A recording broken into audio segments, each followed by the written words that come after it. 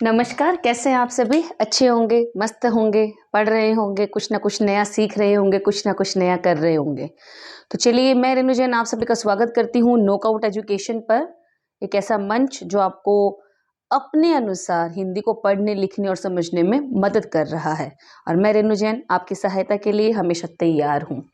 तो जैसा कि हमारा क्या चैप्टर चल रहा था, कौन सा पाठ चल रहा था, पद परिचय। तो पद परिचय के बारे में मैंने आपको बहुत कुछ बताया है। पिछले वाले वीडियोस आप देखिएगा, आपको समझ में भी आएगा। और बहुत आसान तरीके से मैंने छोटी छोटी बातें आपको बताई हैं, उनको ध्यान दीजिए। बहुत आसान है किसी भी शब्द का पद के रूप में परिचय देना, ठीक है। मैंने आपको बताया था पद परिचय क्या है। जब शब्द वाक्य में प्रयुक्त हो जाते हैं तो वो क्या कहलाते हैं? पद कहलाते हैं। और पदों का हम व्याकरणिक रूप में जब इंट्रोडक्शन देते हैं, परिचय देते हैं या उनका वर्णन करते हैं कि वो संज्ञा है, स्वरनाम है, लिंग है, वचन है, एक वचन है, बहुवचन है, स्त्रीलिंग है, पुल्लिंग है, आदि आदि, उसका विशेषण क्या है, विशेष्य क्या है, कौन सी क्रिया है, कौन सा काल है, से रिलेटेड से जुड़ी सारी बातें और जानकारी जब किसी शब्द के बारे में हम देते हैं तो वो क्या कहलाता है? पद परिचय। तो मैंने पद परिचय देते वक्त कुछ आवश्यक बातें बताई थी ना। उन आवश्यक बातों में क्या ध्यान रखना चाहिए? पहला संज्ञा, दूसरा स्वरनाम, तीसरा विशेषण हमने किया। हमने 3 वीडियोस देखी, ठीक है। संज्ञा भी मैंने बताया, स्वरनाम भी मैंने बताया, विशेषण भी बताया। अब इसी कड़ी में पद परिचय को जानने के लिए कुछ आवश्यक बातें और हैं। उन्हीं आवश्यक बातों में क्या है? क्रिया और क्रिया विशेषण। जैसा कि मैंने आपको पहले भी वीडियो में बताया था कि हम दोनों को क्या करेंगे? एक साथ करेंगे, ठीक है ना। भेद, लिंग, वचन, काल, कर्ता, कर्म, ये क्रिया के इन बातों पर हम क्या करेंगे?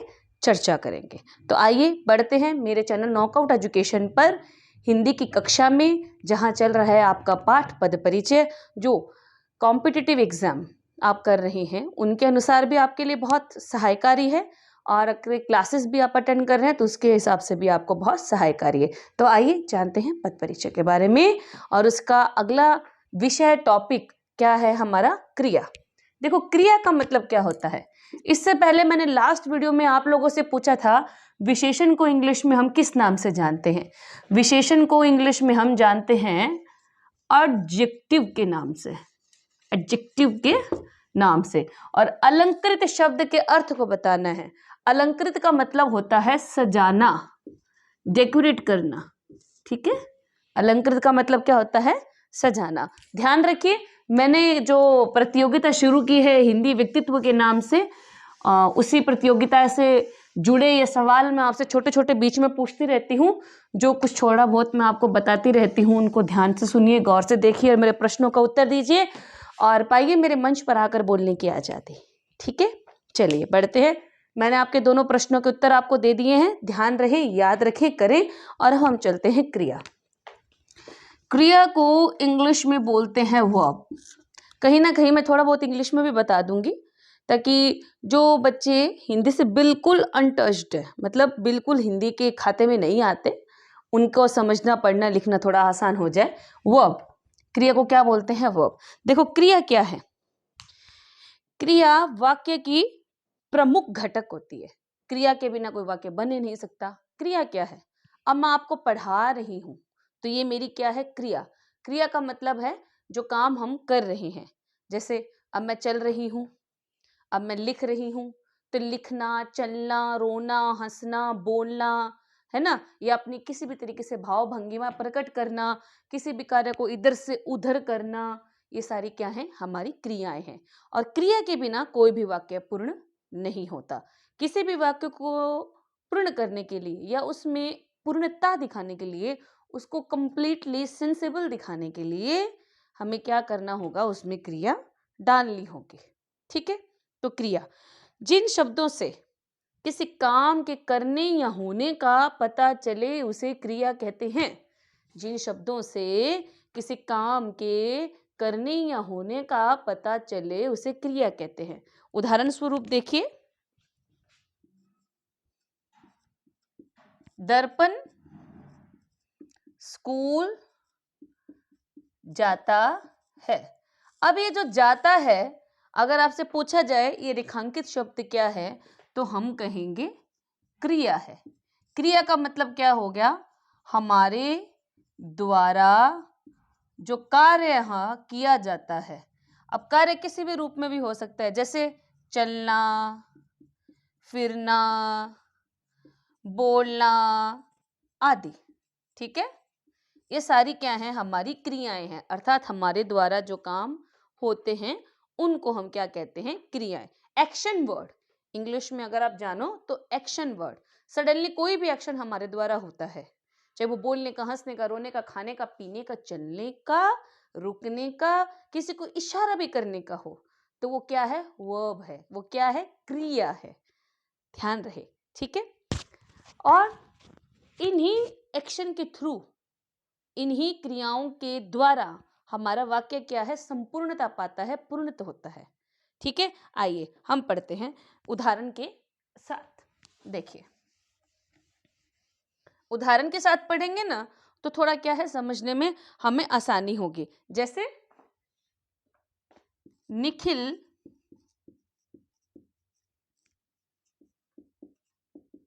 8वीं कक्षा में पढ़ता है। एक सेकेंड, हाँ, मैं मेरा ग्रीन पेन ले लूं।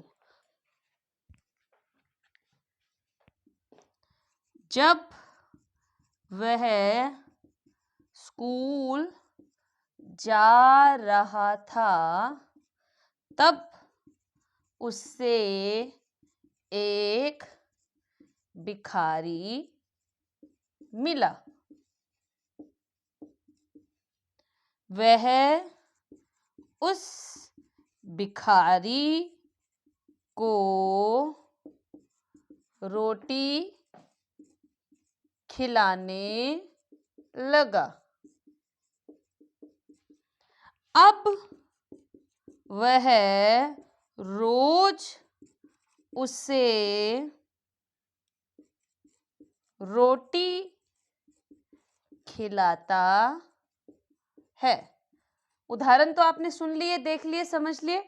ओ, वैसे नहीं समझे, वो तो मैं भी आपको एक्सप्लेन करूंगी, पूर्णतः बताऊंगी, और उसकी चिंता आप मत कीजिए। लेकिन उदाहरण जो मैंने बोला है वो तो आपको समझ में आया होगा ना कि मैंने क्या लिखा है। देखिए, निखिल कहाँ पढ़ता है? 8वीं कक्षा में। जब वह स्कूल जा रहा था तब उसे एक भिखारी मिला। वह उस भिखारी को रोटी खिलाने लगा। अब वह रोज उसे रोटी खिलाता है। ध्यान से देखना, मैंने यहाँ 1, 2, 3, 4 वाक्य लिखे हैं। चारों वाक्यों में मैंने हरे पेन से कुछ शब्दों को रेखांकित किया है। अब ये जो रेखांकित शब्द हैं, ये सारी क्या हैं? निखिल की क्रिया है, निखिल के एक्शन हैं, जो हमें बता रहे हैं कि निखिल रोज कहाँ जाता है? स्कूल।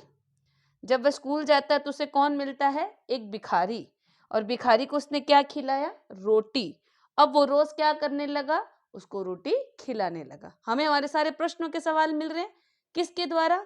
निखिल के किए गए कार्य के द्वारा। कार्य क्या है? वो कौन सी क्लास में पढ़ता है?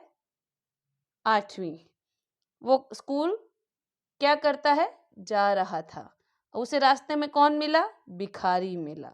उस भिखारी को रोटी खिलाने लगा और खिलाता है। ये सारी 1, 2, 3, 4, 5, ये सारे उसके क्या हैं? एक्शन हैं, उसकी क्रियाएं हैं। अगर हम ये हटा दें तो इस वाक्य का कोई अर्थ नहीं रहेगा। निखिल 8वीं कक्षा में क्या करता है? पढ़ता है, भागता है, दौड़ता है। हमारे प्रश्न को पूर्णता नहीं मिल रही है, हमारे प्रश्न का उत्तर हमें नहीं मिल रहा, अर्थात यह वाक्य अधूरा है। तो मेरे हिसाब से आपको समझ में आया होगा कि बिना क्रिया के, बिना एक्शन के हमारे सेंटेंस, हमारे वाक्य अधूरे हैं, वो पूर्ण नहीं है। तो क्रिया क्या है? किसी भी वाक्य की पूर्णता का मुख्य घटक होती है।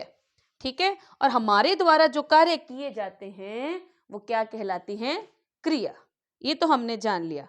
अब जिन शब्दों में किसी काम के करने या होने का पता चले उन्हें क्या कहते हैं? क्रिया। चलिए कुछ चीजें देखते हैं। क्रिया क्या है? विकारी होती है। क्रिया क्या होती है? विकारी होती है। हम विकारी, अविकारी के ऊपर भी चर्चा करेंगे, लेकिन अभी के लिए आप इसको समझिए। क्रिया क्या है? विकारी होती है जो लिंग, वचन और काल के अनुसार, लिंग, वचन और काल के अनुसार क्या है? परिवर्तित होती रहती है। परिवर्तित। लिंग मैंने आपको बताया ना, दो प्रकार के होते हैं, स्त्रीलिंग, पुल्लिंग। स्त्रीलिंग कौन? फीमेल। पुल्लिंग कौन? मेल। वचन कितने प्रकार के होते हैं? दो प्रकार के होते हैं, एक वचन, बहुवचन। एक वचन में एक ही व्यक्ति, वस्तु, स्थान के बारे में बात होती है, और बहुवचन में एक से ज्यादा। अब एक से ज्यादा तो 3, 4, 5, 6, 7, 8, 9, 10 कितने भी हो सकते हैं। तो वो क्या है? एक से ज्यादा है, बहुवचन है, और अकेली है तो एक वचन है। काल के ऊपर हम चर्चा करेंगे, लेकिन फिलहाल आप समझिए, मैंने काल का अर्थ बताया था आपको, मृत्यु और समय, जो क्रिया के होने वाले समय का वो बताता है, वो काल कहलाता है। अभी के लिए इतना जान लीजिए। अब क्रिया के बारे में हमने दो बातें क्या जानी? क्रिया क्या है? हमारे द्वारा किए जाने वाले कार्य। क्रिया क्या है? जिसके बिना वाक्य अधूरे हैं। क्रिया क्या है? विकारी है। और विकारी क्यों है? क्योंकि वो लिंग, वचन और काल के अनुसार परिवर्तित होती रहती है। आइए उदाहरण के द्वारा देखते हैं। आप चाहें तो इस मेरे द्वारा लिखी गई बातों को अपनी पुस्तिका में लिख सकते हैं, नोट कर सकते हैं। ये महत्वपूर्ण तथ्य हैं, आपको आगे भी काम आएंगे। अपनी प्रतियोगी परीक्षाओं में भी, 9, 10, 8, 7 की कक्षाओं में भी, अगर आप किसी अन्य प्रतियोगी परीक्षा में भी बैठते हैं तो वहां भी, चलिए किसी एंट्रेंस एग्जाम में भी बैठते हैं तो वहां भी। ठीक है, अब देखिए, रचना स्कूल जाती है। रचना स्कूल जाती है। लिंग के कारण कैसे चेंज होगा? लिंग के अनुसार जो परिवर्तन इसमें आएगा। ठीक है, मैं हरे पेन का प्रयोग अब बंद कर देती हूं, काले डॉट को चलाऊंगी। ये मुझे थोड़ा ज्यादा अच्छा लगता है, बेहद है, लिखना भी आसान है और दिखता भी अच्छे से है। रचना, समझिए, रचना स्कूल जाती है। शुभम स्कूल जाता है। अब दोनों वाक्य में क्या समानता है? दोनों स्कूल जा रहे हैं। दोनों के बीच में मुख्य जो है स्कूल है, ये दोनों के मामले में एक जैसा है, लेकिन दोनों के मामले में एक जैसा सेम क्या नहीं है, समानता क्या नहीं है? दोनों के नाम और दोनों की हो रही क्रियाएं। कैसे? अब देखो, रचना लड़की है तो लड़की के अनुसार लिंग में परिवर्तन आया क्रिया में कि वो जाती है। अब शुभम लड़का है, पुल्लिंग है, पुल्लिंग के अनुसार हमने क्या लिख दिया? क्रिया को जाता है। अब देखिए, लिंग के अनुसार क्रिया में परिवर्तन आया। अब हमने ये तो नहीं कहा ना रचना स्कूल जाता है, शुभम स्कूल जाती है, ये तो नहीं लिख सकते, ये गलत हो जाएगा। तो लिंग के अनुसार क्रिया में जो परिवर्तन नजर आता है वो क्रिया है, लेकिन लिंग के अनुसार है तो इसलिए क्रिया क्या है? विकारी है। अब वचन के अनुसार भी हम देख लेते हैं, देख ले।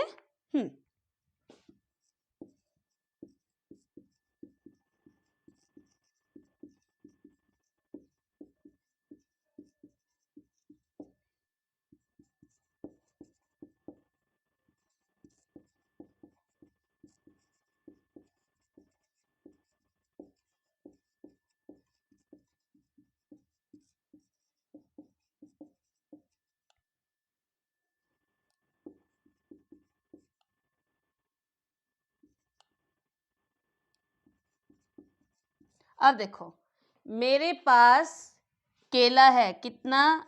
एक। तुम्हारे पास एक है और मेरे पास कितने हैं? 4 है। तो ये हो गया एक वचन और ये हो गया बहुवचन। वाक्य में परिवर्तन आया, बाकी सारे वाक्य सेम है। मेरे तुम्हारे की बात चल रही है ना, फर्स्ट और लास्ट। ठीक है, मेरे तुम्हारे की बात चल रही है, लेकिन केला भी दोनों के मामले में सेम है, लेकिन सेम क्या नहीं है? केले की संख्या। पहले वाले के पास तो केला है एक और दूसरे वाले के पास केले हैं 4, तो एक वचन से क्या हो गया? बहुवचन। समझ में आया? ये वचन के अनुसार परिवर्तन था क्रिया में। अब क्रिया में हम देखते हैं काल के अनुसार परिवर्तन। बोलो।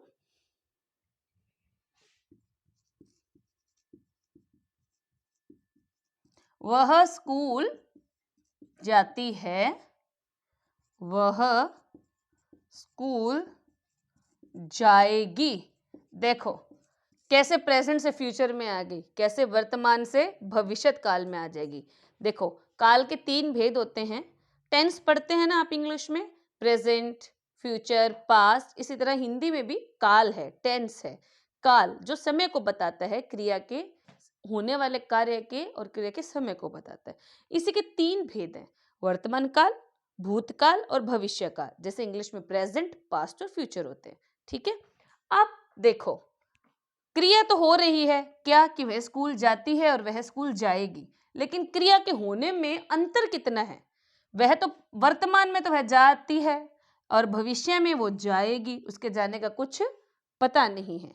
जाएगी, अब वो कभी भी जा सकती है, 1 घंटा बाद, थोड़ी देर पहले, 2 घंटे बाद। और यहाँ वो क्या है, जाती है, मतलब वो स्कूल के लिए चल पड़ी है। और अब जाएगी मतलब वो स्कूल के लिए निकलने में उसके समय है, या वो थोड़ी देर ठहर के जाए, 1 घंटा ठहर के जाए, वो भी उस पर डिपेंड करता है, क्योंकि वो स्कूल के लिए अभी निकली नहीं है।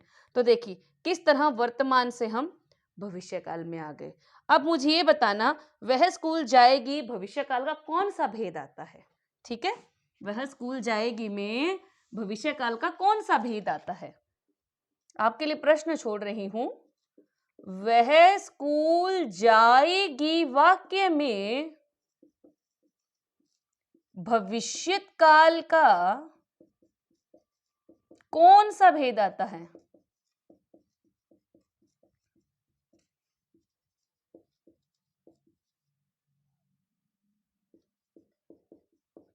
समझ में आया आपको?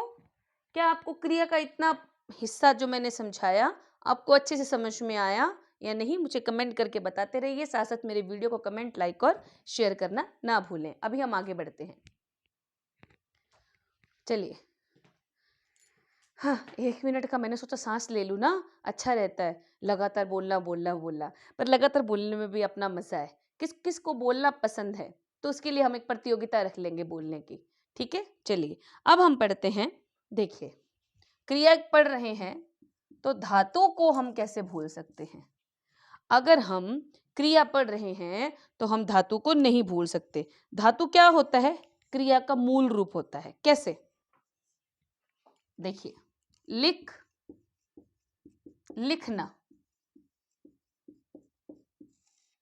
धातु क्या है, क्रिया का मूल रूप है। मूल रूप जिससे क्रियाएं बनती हैं, या जिसको हम अपने वाक्य के अनुसार, काल, लिंग, वचन के अनुसार हमारी क्रिया का जो रूप परिवर्तित होता है, उसका जो मूल रूप, सही रूप होता है, उसको हम क्या कहते हैं, धातु। अब क्रिया के मूल रूप को धातु कहते हैं, तो आपको मूल रूप भी तो पता होना चाहिए। जैसे लिखना है, मैं लिख रहा हूं, मैं लिखना चाहता हूं, मैं अवश्य लिखूंगी, है ना। तो लिख जो है वो मूल रूप है। और वाक्य के अनुसार लिख में लिखना, लिखूंगी, मेरी लिखावट है। वाक्य के अनुसार जब हमारे लिख शब्द से अलग अलग क्रियाएं परिवर्तित होती हैं, अब लिख से लिखना भी है, लिख से लिखूंगी भी है, लिख से लिखावट भी है। मूल शब्द तो यही है ना, पर मूल शब्द वाक्य की जरूरत के अनुसार अपने रूप को परिवर्तित कर लेता है, तो वो तो क्रिया है। लेकिन जिस शब्द से वो बने हैं वो क्या है, क्रिया शब्द का मूल रूप, और जिसे हम किस नाम से जानते हैं, धातु के नाम से जानते हैं।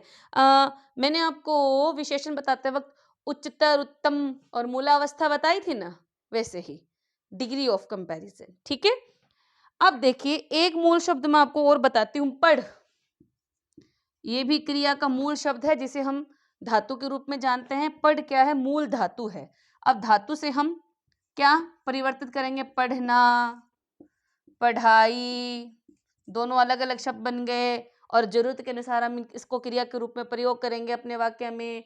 तो मूल शब्द से जरूरत के अनुसार, आवश्यकता के अनुसार वाक्य में प्रयोग करने के लिए जो हम उसमें परिवर्तन करते हैं वो क्रियाएं शब्द बन जाती हैं, और जिस शब्द को परिवर्तन करते हैं वो क्रिया का मूल शब्द होता है, जिसे हम धातु के नाम से जानते हैं। तो इतना तो आपको समझ में आया क्रिया क्या है ना, किस तरह से हम उसको प्रयोग करते हैं, है ना, वाक्य की मुख्य घटक है ना। और लिंग वचन कर्म के काल के अनुसार वो परिवर्तित होती है ना। धातु क्या है ना। अब हम जानते हैं, वैसे धातु के भी भेद हैं, लेकिन अभी के लिए हमें पद परिचय के लिए जो मुख्य आवश्यकता है क्रिया के बारे में जानने की, उन मुख्य और आवश्यक बातों पर ही हम चर्चा कर रहे हैं। जब हम इन विषयों को या इन टॉपिक्स को अलग से पर्सनली लेके चलेंगे, तब थोड़ा और खुलकर इन पर चर्चा करेंगे। अभी के लिए मैं संज्ञा, सर्वनाम, विशेषण, क्रिया, क्रिया विशेषण, इनसे जुड़ी मुख्य मुख्य बातें जो पद परिचय बनाते वक्त आपको काम में लगेंगी, आपको सहायक होंगी, उन्हीं के बारे में बात कर रहे हैं। धातु के भी रूप होते हैं, नाम धातु क्रिया, व्युत्पन्न क्रिया, ठीक है। तो हम इनको बाद में अपने टॉपिक में लेंगे। अभी आते हैं हम क्रिया के भेद।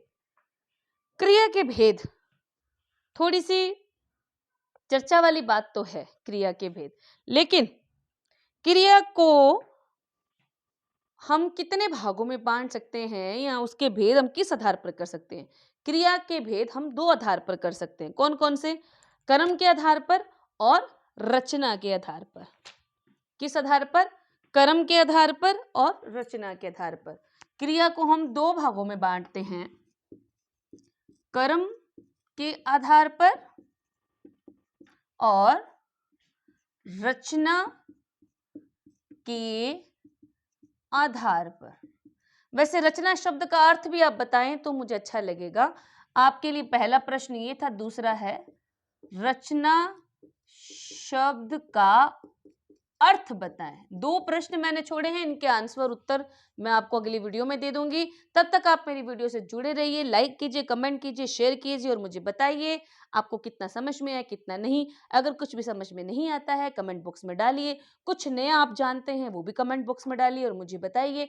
और अपना महत्वपूर्ण विषय जिससे आप मुझसे पढ़ना चाहते हैं आसान तरीके से, उसको भी लिखकर बताइए।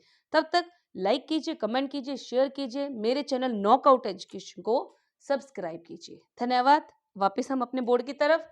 रचना के आधार पर, कर्म के आधार पर। कर्म के आधार पर क्रिया के दो भेद है। कौन कौन से? अकर्मक और दूसरा कौन सा है? सकर्मक। रचना के आधार पर क्रिया के कितने भेद हैं? कोई बताएगा मुझे? प्रश्न तो मैंने छोड़ा है, तब तक आप सोचिए। तब तक मैं अकर्मक और सकर्मक पर आपसे बातचीत कर लेती हूँ। सही है ना? अकर्मक क्रिया, देखो अकर्मक का शाब्दिक अर्थ क्या है? बिना कर्म के। शाब्दिक अर्थ क्या है? बिना कर्म के। और सकर्मक का मतलब क्या हुआ? कर्म के साथ। अब ये दोनों शब्द अपने आप में कितने महत्वपूर्ण बन गए। अकर्मक का मतलब बिना कर्म के और सकर्मक का मतलब कर्म के साथ। दोनों के शाब्दिक अर्थ हमें पता है। अब देखो, बिना कर्म के अर्थात जिस वाक्य में क्रिया बिना कर्म के प्रयुक्त होती है उसे हम क्या कहते हैं? अकर्मक क्रिया। और जिस वाक्य में कर्म का उल्लेख दिया जाता है या कर्म की अपेक्षा होती है वो क्या कहलाती है? सकर्मक क्रिया। अब दोनों का एक उदाहरण ले लेते हैं और दोनों को हम आसानी से समझ लेते हैं। जैसे बरसात हो रही है। बरसात हो रही है ना। अब तो अकर्मक का मतलब क्या हुआ? बिना कर्म के, और सकर्मक का क्या हुआ? कर्म के साथ।